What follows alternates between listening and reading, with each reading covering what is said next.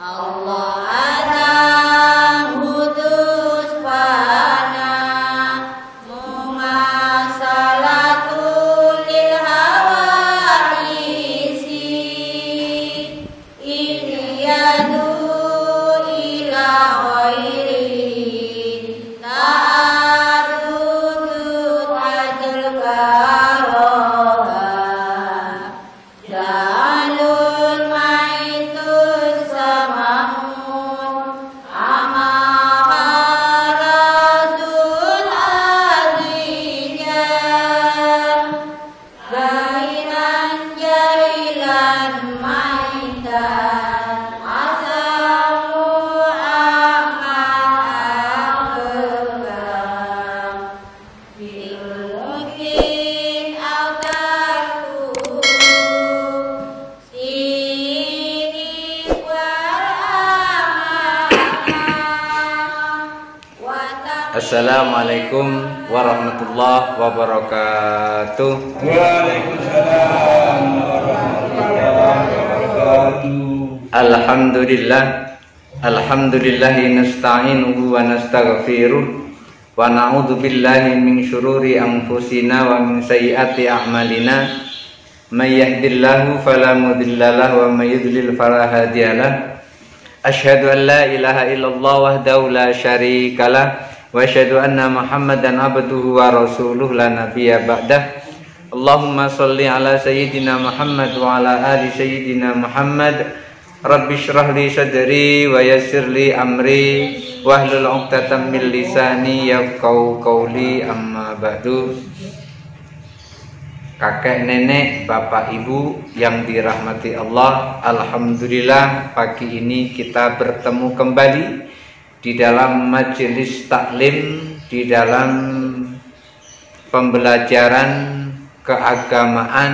Kita sama-sama thalabul ilmi, menuntut ilmu, karena orang yang beribadah itu disertai dengan ilmu, maka ibadahnya akan menjadi sempurna. Dan orang yang beribadah, yang ia beribadah berdasarkan ilmunya, maka Allah akan mengajarkan ilmu yang baru untuknya. Man amila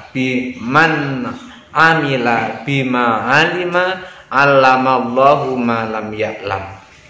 Siapa orang yang berbuat, siapa orang yang beramal sesuai dengan ilmunya, maka Allah akan ajarkan ilmu yang lain untuknya. Untuk itu menuntut ilmu itu wajib bagi kita. Maka Rasulullah SAW sampaikan, thalabul ilmi faridatun ala kulli muslimin wa muslimatin. Thalabul ilmi, kalau dilihat di situ thalabul ilmi itu, kalau dilihat dari segi ilmu nahwunya, thalabun itu bentuknya adalah mudzakkar.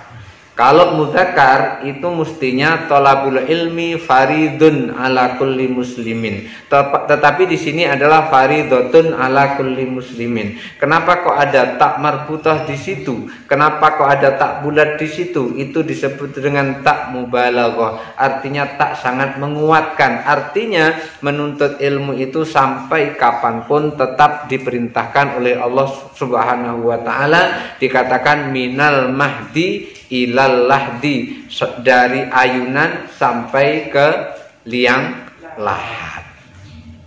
Kakek nenek, bapak ibu, hadirin yang dirahmati Allah, saya ingin memulai dari yang paling ringan. Yang paling ringan. Apa yang paling ringan itu? Miftahus sholati. Bapak ibu, kakek nenek tahu apa kunci sholat?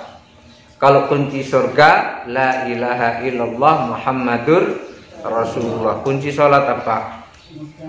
Miftahus sholati at-tahuru. Kunci sholat itu adalah suci. Kalau kita sholat tidak bersuci, maka sholatnya tidak sah. Kunci sholat adalah bersuci. Ingat itu, kunci sholat adalah bersuci. Tanpa bersuci, kita tidak akan sah. Terima kasih, dapat rezeki 2 air minum, 1 coklat, 1 bening. Yang pertama saya cicipi yang bening dulu. Bismillahirrahmanirrahim. Terima kasih untuk ibu yang mengantar. Pasnya lagi batuk dikasih yang hangat.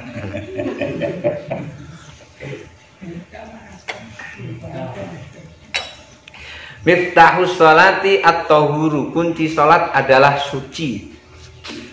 Lalu untuk bersuci itu pakai apa? Ada dua macam bersuci itu. Satu, bersuci dengan berwudu. Dua, bersuci dengan tayamum. Ingat, satu, bersuci dengan berwudu. Dua, bersuci dengan tayamum. Lalu berwudu itu yang wajib dibasuh itu hanya 4. Yang wajib, yang lain itu sunnah. Mana yang 4 itu? Pertama, wajah. Maka kita berwudu itu adalah yang dibasuh adalah wajah. Yang kedua, tangan. Yang ketiga, mengusap kepala. Dan yang keempat, membasuh kaki. Nah, itu yang wajib itu. 4 itu yang wajib. 4 yang wajib ini tidak boleh ditinggal. Kalau 4 ini salah satunya ditinggal, maka wudhunya tidak sah. Lalu harus berurutan. Lalu yang kedua apa? Yang kedua tayamum. Tayamum yang wajib dibasuh ada berapa banyak? Kalau tayamum cuman 2. 1 muka, 2 tangan. Ingat, tayamum yang dibasuh cuman 2. 1 muka, 2 tangan. Baik, saya praktekkan untuk tayamum dulu. Nanti setelah itu wudhu pembahasannya agak panjang. Wudhu ini biar sempurna wudhunya. Untuk tayamum itu niatnya adalah nawaitu tayammuma li ibahatis sholati. Aku niat tayamum untuk boleh melakukan sholat. Itu artinya begitu.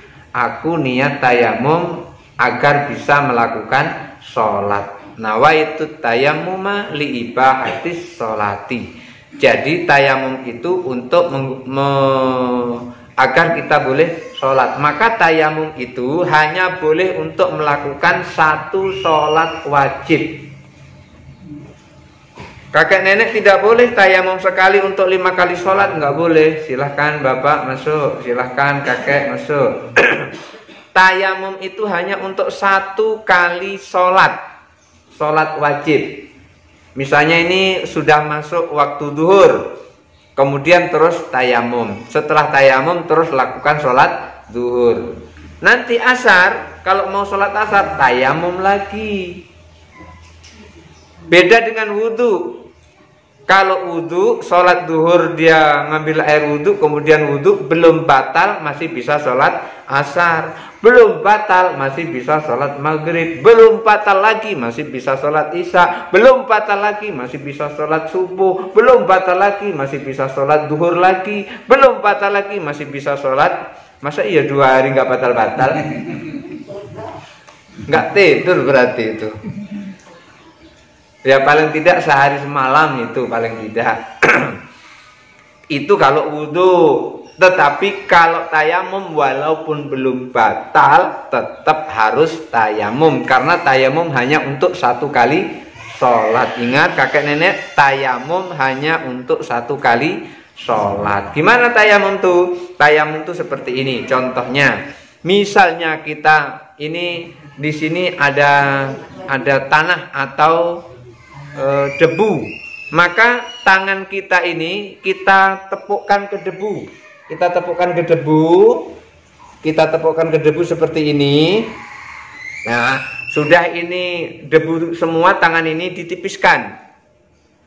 Jadi sambil kita nipiskan itu sambil niat nawaitu tayammuma li ibahatis sholati lillahi ta'ala. Aku niat tayamum agar boleh melakukan sholat karena Allah Ta'ala. Baru diusap muka kita. Muka diusap. Yang namanya muka itu yang tidak ditumbuhi rambut ini. Sampai ke godek ini, sampai ke telinga ini, sampai ke dagu ini namanya muka. Makanya kalau kita wudhu pun jenggot kalau lebat ini tetap dibasuh. Apakah jenggot itu termasuk muka? Ya, jenggot itu tumbuhnya di bagian wilayah muka. Maka jenggot harus dibasuh. Kalau panjang jenggotnya disela-selai seperti ini. Kalau panjang jenggotnya. Kalau tidak panjang ya cukup seperti ini saja. Kalau tidak panjang hanya dibasuh bagian sini. Kemudian setelah membasuh muka, ini sekali saja basuh mukanya, jangan sampai 2-3 kali. Untuk tayamum basuh muka cukup sekali. Sudah dibasuh sekali, baru tangan menepuk lagi ke tanah yang lain atau ke debu yang lain sebelahnya. Begitu debu sudah nempel, tipiskan lagi, terus usap ke tangan kanan dulu. Gimana caranya? Caranya seperti ini. Ini kalau bisa ibu jari tengah ini ketemu dengan ujung jari telunjuk. Jari tengah ini ketemu dengan ujung jari telunjuk. Jadi seperti ini. Terus ini ditarik ke bawah. Ingat yang sebelah sini belum kena ini. Jadi tarik ke bawah. Terus sampai ke siku. Udah sampai siku, ini cukup diputar tangannya ini. Tangan kanannya diputar. Jempol ini nempel ke atas siku seperti ini. Terus ditarik lagi, akhirnya ujung jempol ini dibalik jempol yang satu lagi. Saya ulangi, caranya seperti ini. Seperti ini ke bawah. Setelah ini baru diputar tangannya, terus ditarik seperti ini. Ingat ujung jempol di atas ujung jempol juga. Jadi saling gendongan jempolnya ini. Ya, jadi jempol yang kanan gendong jempol yang kiri seperti ini. Nah, yang ini masih ada debunya yang sebelah sini. Karena belum terhapus. Masih ada debunya di sini. Masih utuh debunya di sini. Jangan begini, kalau begini habis debunya. Tangannya ini jangan telapak tangan jangan ditemukan. Jadi begini, terus seperti ini. Tangan kanan jangan ditemukan, telapak tangan jangan ditemukan. Jadi ini masih utuh debunya. Kemudian terus sebelahnya lagi seperti ini sampai ke siku, diputar lagi, terus lurus sampai ke sini. Saya ulang sekali lagi. Tangan ditepuk ke tanah, kemudian ditipiskan. Lalu saat nipiskan itu boleh kita niat nawaitu tayammuma li ibahatis sholati lillahi ta'ala. Aku niat tayamum untuk boleh melakukan sholat karena Allah ta'ala. Sudah tipis baru diusapkan ke seluruh muka. Sekali saja usapnya, jangan sampai nepuk tanah sampai 3 kali diusap. Nanti debunya banyaknya di muka. Kalau bedak sih lumayan, ini debu kan. Nanti bersin-bersin pula. Kemudian setelah mengusap muka, tepuk lagi tangan ke tanah, ditipiskan lagi, baru tangan kanan seperti ini sampai siku diputar terus ke depan seperti ini. Ini masih ada debunya, kemudian ke sebelahnya lagi seperti ini. Udah selesai seperti itu, kemudian kita melakukan sholat. Tapi ingat, 1 kali tayamum untuk 1 kali sholat fardu. Lalu gimana kalau untuk sholat sunnah? 1 kali tayamum bisa untuk ribuan kali sholat sunnah. Kalau mau sholat sunnah banyak. Misalnya gini, ini sholat subuh tayamum. Begitu selesai sholat subuh tayamum, kemudian terus ngaji. Sudah ngaji sampai matahari mulai terbit, kira-kira 1 atau 2 tombak, kurang lebih sekitar jam 7 pagi, kemudian terus sholat duha. Sholat duha, nggak usah pakai tayamum lagi, sholat duha. Begitu sholat duha 1 rakaat, sholat lagi, 1 rakaat, sholat lagi. Udah sholat duha, kemudian terus sholat hajat. Udah sholat hajat, kemudian sholat mutlak. Udah sholat mutlak, kemudian sholat birrul walidain. Sudah sholat birrul walidain, kemudian sholat tatawuf. Begitu seterusnya sampai berkali-kali. tayamum bisa untuk melakukan sholat sunnah berkali-kali. Tapi untuk sholat wajib cuman 1 kali, itu tayamum. Ingat, tayamum yang dibasuh cuman 2. Pertama muka, yang kedua tangan kanan dan tangan kiri. Jangan basuh kaki. Ini tayamum basuh kaki. Ingat, tayamum itu kakek nenek, tayamum itu tidak hanya untuk berwudu saja, ganti wudu, tapi tayamum itu juga untuk mengganti mandi besar atau mandi wajib. Kalau kebetulan berhadas besar, kalau laki-laki biasanya mimpi basah, kalau perempuan biasanya datang bulan, kalau ternyata itu adalah hadas besar, maka tidak berani mandi karena terlalu dingin, maka boleh menggunakan tayamum. Ingat, tayamum itu bukan hanya untuk berwudu, tetapi tayamum itu bisa untuk mengganti mandi besar. Dulu pada zaman Rasulullah ada seorang sahabat. Sahabat ini sakit. Sakitnya tidak boleh tersentuh oleh air. Tiba-tiba malam itu mimpi basah. Malamnya mimpi. Akhirnya dia wajib mandi. Lalu bertanya kepada sahabat yang lain, aku tadi malam bermimpi, sementara aku mau sholat, berarti aku berhadas besar. Bagaimana cara menghilangkan hadas besar? Ya harus mandi. Bolehkah? Tayamum tidak boleh, harus mandi katanya. Akhirnya dia mandi. Setelah mandi mati. Setelah mandi meninggal. Kenapa? Karena kedinginan. Begitu dingin, akhirnya darah tidak mengalir, berhenti jantungnya, akhirnya meninggal. Lapor kepada Rasulullah SAW, orang yang memberi fatwa seperti itu dimarahi oleh Rasulullah. Akhirnya apa? Akhirnya orang yang berhadas besar tidak berani atau tidak boleh terkena air, maka boleh diganti dengan tayamum. Lalu gimana tayamumnya? Seperti biasa, tayamumnya cuman membasuh muka, mengusap muka dengan tanah, dengan debu, dan juga tangan kanan, tangan kiri dengan debu. Jangan mentang-mentang mandi besar, kemudian tayamumnya bergulung-gulung di tanah.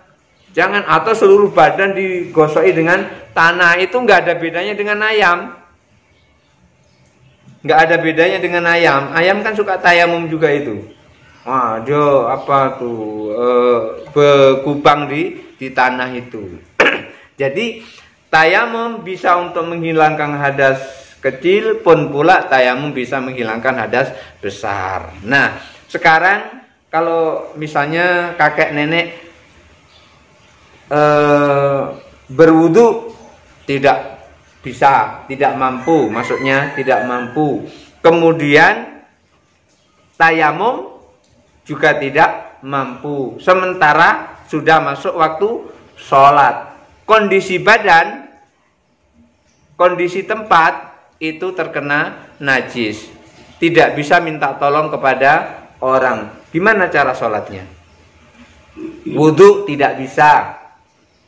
Tayamum tidak bisa. Jangankan tayamum, mau bergerak dari tempat pun juga tidak bisa. Kondisinya dalam kondisi najis badan kita ini. Sementara kuping mendengar Allahu Akbar, Allahu Akbar, berarti sudah masuk waktu sholat. Gimana? Kita sholat apa tidak?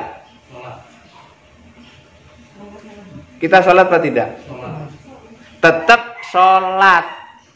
Tetap sholat. Lalu gimana sholatnya? Sholatnya sah, tetapi nanti diulang kalau kita sudah sehat. Sholatnya sah, tetapi sholatnya diulang kalau kita sudah sehat. Itu kenapa? Itu namanya sholat lihurmatil waktu. Sholat untuk menghormati waktu. Nah, sekarang wudhu. Nah, bagaimana wudhu itu yang sempurna? Kita kan biasanya wudhu itu cepok-cepok, tangan, udah tuh kaki. Kan begitu biasanya. Nah, gimana wudhu yang sempurna? Wudhu yang sempurna itu yang pelan-pelan. Pertama adalah niat. Kapan niat itu dilakukan? Kira-kira kapan niat itu dilakukan? Niat itu dilakukan adalah sebelum membasuh muka. Niat itu dilakukan sebelum membasuh muka. Sekurang-kurangnya pas membasuh muka. Jangan sudah membasuh kaki sudah dibasuh baru nawaitul wudu. Jangan. Salatnya wudunya tidak sah. Wudu pas niatnya pas membasuh kaki, wudunya tidak sah. Wudu pas niatnya berserempaan dengan membasuh kepala, wudunya tidak sah. Wudu pas niatnya serempaan dengan membasuh tangan, wudunya tidak sah. Wudu yang sah itu adalah wudu sekurang-kurangnya niatnya pas serempaan dengan membasuh ke muka. Sebagus-bagusnya adalah pas membasuh tangan, membasuh telapak tangan. Itu di situ niat nawaitul wudu'a li raf'il hadasil asghari lillahi ta'ala. Sengaja aku mengambil air wudu untuk menghilangkan hadas kecil karena Allah Ta'ala. Terus niat itu diingat terus sampai selesai wudu. Diingat terus sampai selesai wudu niat itu. Jangan sampai niat itu putus. Niat itu terus saat membasuh membersihkan tangan itu niatnya masih tetap dijaga. Mulai kemudian pas kumur-kumur niatnya masih tetap di situ ada niat wudu. Kemudian setelah kumur-kumur istinsyak. Istinsyak itu memasukkan air ke dalam lubang hidung. Diisap sedikit tapi jangan dalam-dalam. Nanti masuk tenggorokan batuk. Diisep dikit kemudian terus dikeluarkan, jangan sampai tidak dikeluarkan. Begitu air dimasukkan ke lubang hidung kemudian terus dikeluarkan. Gunanya untuk apa? Gunanya untuk menghilangkan kotoran-kotoran yang ada di hidung. Maka orang yang wudu kemudian berkumur-kumur niatnya untuk menghilangkan kotoran, niatnya untuk menghilangkan kotoran batin, maksudnya menghilangkan dosa, maka dosa orang itu akan keluar bersama air yang dikeluarkan dari mulutnya. Kan ada orang itu dosa karena mulut. Ada kan? Karena ngomongin orang, baik sengaja maupun tidak sengaja, baik senang maupun tidak senang. Ngomongin orang. Maka ketika kita wudu berkumur-kumur, dosanya keluar bersama air yang keluar dari mulut. Kemudian pada saat istinsyak demikian juga dosanya keluar bersama air yang keluar dari hidung. Nah, itu niat. Niat harus dijaga mulai dari awal ngambil tangan kita tersentuh dengan air. Mulai niat di situ nawaitul wudu'a li raf'il hadasil asghari lillahi ta'ala, dijaga terus niat itu sampai membasuh kaki. Ingat, pertama adalah mencuci tangan, kemudian kumur-kumur, kemudian istinsyak, sudah itu baru membasuh muka. Setelah membasuh muka, membasuh tangan. Ingat, membasuh tangan itu sekurang-kurangnya sampai siku. Syukur-syukur di atas siku, lebih bagus lagi di atas siku. Nah, nanti saya jelaskan kenapa kok lebih bagus di atas siku. Kemudian setelah tangan baru membasuh kepala. Sekurang-kurangnya adalah bagian umbun-umbun ini, sekurang-kurangnya. Syukur-syukur keseluruhannya. Keseluruhannya gimana cara keseluruhannya? Keseluruhannya itu ingat, jari telunjuk ini ditemukan dengan jari telunjuk, kemudian ibu jari ini nanti dia nempel ke pelipis seperti ini. Ini sempurnanya sunnah. Terus ditarik ke belakang sampai batas rambut yang di belakang ini ditengkuk. Kemudian setelah itu baru dinaikkan lagi ke atas seperti ini. Jadi caranya adalah ini seperti ini. Nah, seperti ini, kemudian seperti ini. Sempurnanya seperti itu. Kenapa kok demikian? Nanti saya jelaskan. Setelah kepala, mana lagi? Kuping bagian dalam dan kuping bagian luar. Mana bagian dalam dan bagian luar? Ini bagian dalam, ini bagian luar. Mana lagi? Namanya somahun. Somahun itu lubang telinga. Lubang telinga itu juga dibasuh. Gimana caranya? Jangan dimasukkan begini, nanti kemasukan air ke dalamnya. Cukup telunjuk ini dibasahi dengan air, kemudian dimasukkan seperti ini. Maka seperti ini. Maka boleh kita berwudu seperti ini. Satu air. Antara air kepala, ngusap kepala dengan ini, boleh juga seperti itu. Nah, kalau yang malas, tapi kalau air banyak janganlah seperti itu. Kalau air banyak sudah dibasuh kepala nih, dibasuh 3 kali, ambil lagi. Ini masuk ke lubang telinga, ini sudah basah masuk lubang telinga, ini kemudian terus diputar di telinga seperti ini. Ini yang jempolnya di bagian belakang, yang telunjuknya di bagian depan seperti ini. Nah, 3 kali ambil. Ya sudah itu ambil lagi 3 kali seperti ini. Ambil 3 kali seperti itu. Nah, itu sempurnanya. Setelah membasuh telinga, maka ada sunnah lagi, disunahkan membasuh leher. Membasuh leher. Sunnah itu tidak membasuh leher juga tidak apa-apa. Sunnah membasuh leher. Sudah itu baru membasuh kaki. Sekurang-kurangnya sampai mata kaki. Syukur-syukur di atas mata kaki. Kenapa? Kok harus dilebihkan kalau kita membasuh? Nah ini. Kenapa kok harus dilebihkan kalau kita membasuh? Membasuh apa boleh kita membasuh cuma sedikit aja? Boleh, sah wudunya. Tapi sunnahnya adalah keseluruhan. Kenapa kok demikian? Kakek nenek perhatikan. Nanti ketika kita semuanya dibangkitkan dari alam kubur, kemudian dikumpulkan di padang mahsyar. Di padang mahsyar itu semua manusia sama, yang membedakan cuman keimanannya. Yang membedakan cuman ketakwaannya. Semua orang pada saat itu sibuk mencari pertolongan.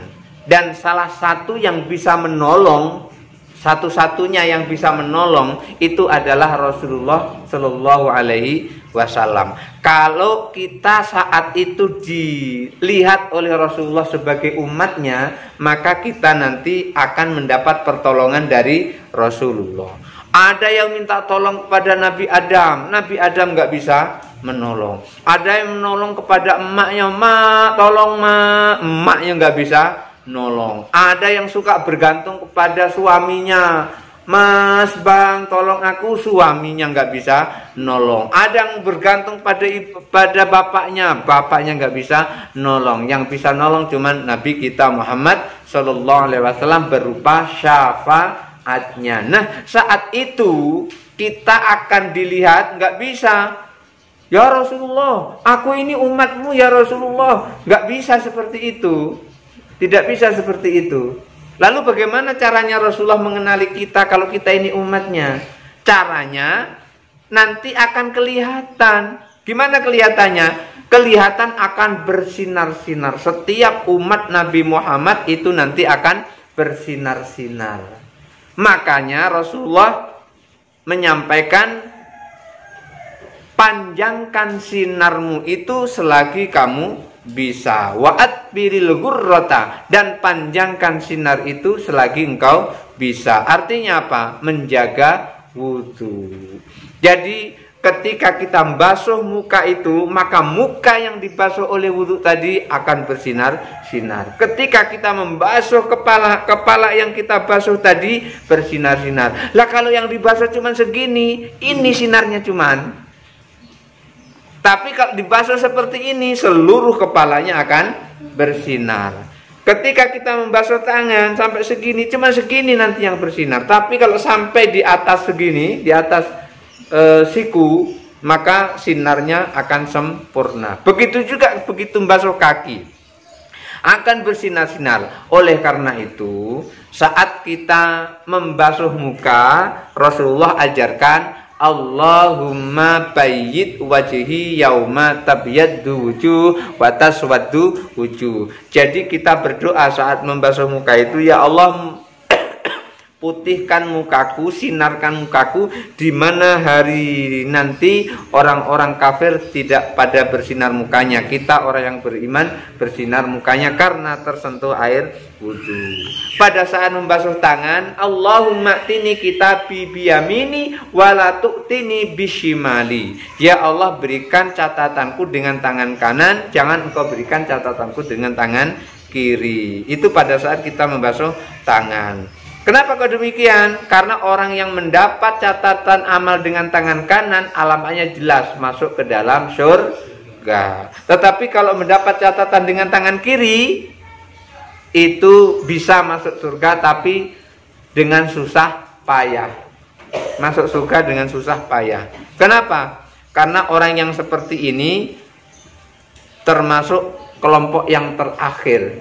Inna fi jasri jahannama sab'u qanatir.